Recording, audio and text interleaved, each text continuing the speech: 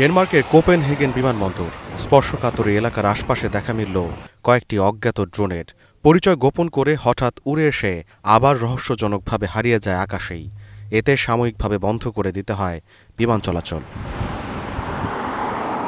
কোপেনহেগেনের আকাশ এড়িয়ে যেতে শুরু করে নিয়মিত বাণিজ্যিক বিমানগুলোও। ড্রোনগুলো সামরিক ছিল কিনা তাও নিশ্চিত করতে পারেনি কর্তৃপক্ষ, তবে এগুলো স্বাভাবিক ড্রোনের মতো নয়, এতটুকু নিশ্চিত তারা। এটার কোনো প্রমাণ নেই কারো ক্ষতি করার উদ্দেশ্যে এই ড্রোনগুলো উড়িয়েছে।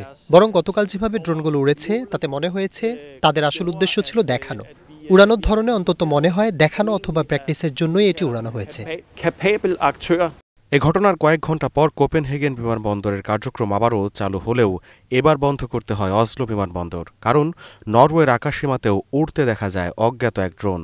বিমানবন্দরের এক মুখপাত্র জানান, অবতরণের সব ফ্লাইট সরিয়ে নেওয়া হয় নিকটস্থ বিমানবন্দরগুলোতে, বন্ধ রাখতে হয় বিমান উড্ডয়ন। ঘটনাগুলো ঘটছে এমন এক সময়ে যখন রুশ অনুপ্রবেশকে কেন্দ্র করে পশ্চিমা সামরিক জোট ন্যাটো ইউরোপকে রেখেছে হাই অ্যালার্টে। গেল সপ্তাহে রুশ ড্রোন ও যুদ্ধবিমান পোল্যান্ড, এস্তোনিয়া ও রোমানিয়ার আকাশসীমা লঙ্ঘন করে। বাল্টিক সাগরের আন্তর্জাতিক আকাশসীমায় রুশ জঙ্গি বিমানের আনাগোনাও বুনছে নতুন শঙ্কার বীজ। গোলাম কিবরিয়া, স্টার নিউজ।